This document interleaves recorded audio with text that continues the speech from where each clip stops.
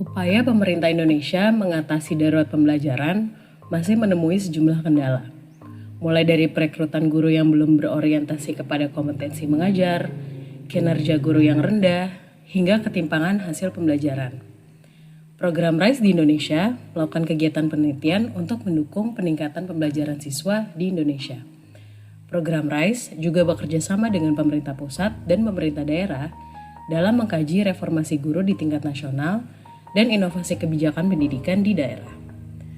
Pada edisi yang bertema Reform and Reform kali ini, podcast Papan Tulis berkolaborasi dengan program RISE untuk mendiskusikan hal-hal yang harus direformasi dalam sistem pendidikan di Indonesia demi meningkatkan pembelajaran siswa.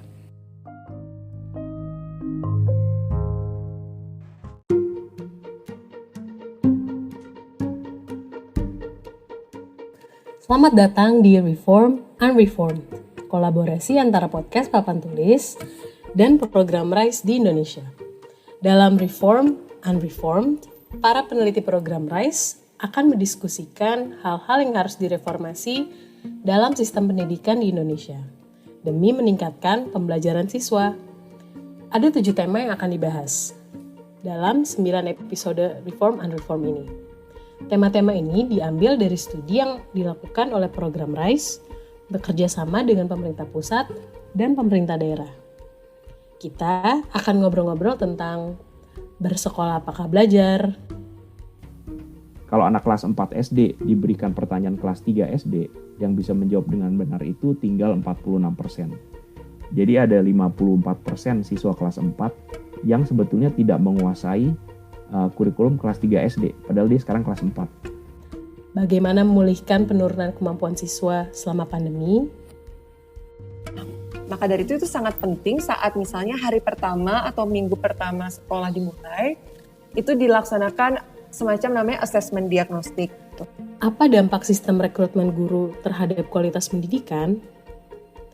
Tidak ada kepastian informasi, keterbukaan informasi bahwa sekian guru yang akan dibuka setiap tahunnya.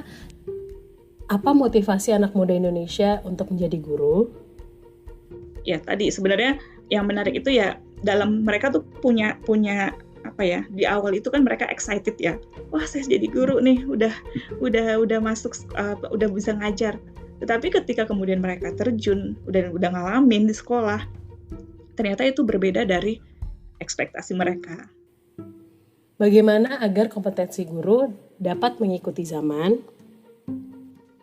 Dan kami juga menemukan beberapa guru yang menunggu penugasan gitu, dan kadang-kadang workshop yang mereka datengin itu nggak sesuai dengan sebenarnya apa yang mereka butuhkan gitu.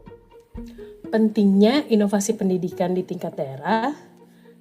Dan belum tentu inovasi di suatu daerah itu bisa langsung diadopsi di daerah yang lain. Seperti di Yogyakarta sama Bukit Tinggi tadi, mereka memiliki norma sosial yang sangat berbeda. Di Jawa kita tahu bahwa ada yang namanya guyub rukun gitu. Jadi apapun yang dilakukan, kumpul nggak kumpul, makan nggak makan kumpul kan. Jadi semuanya harus bareng-bareng. Apapun yang terjadi kita harus bareng-bareng saling dan evidence-based policy untuk pendidikan di daerah.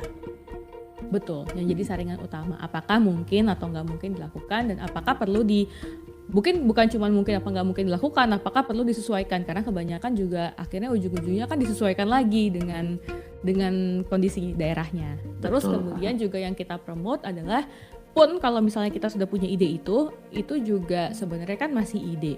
Siapa yang tahu kalau itu benar-benar efektif? Nah, ketika kita bekerja sama dengan Jogja, yang mereka ingin tahu adalah dampak dari kebijakan zonasi. Nah, perlu diketahui bahwa ketika zonasi ditetapkan oleh Kemdikbud tahun 2017, Kota Yogyakarta baru mengadopsi pada tahun 2018. Nantikan diskusi seru antara host Papan Tulis Anwari dan para peneliti program RISE di Indonesia, hanya di Reform and Reformed.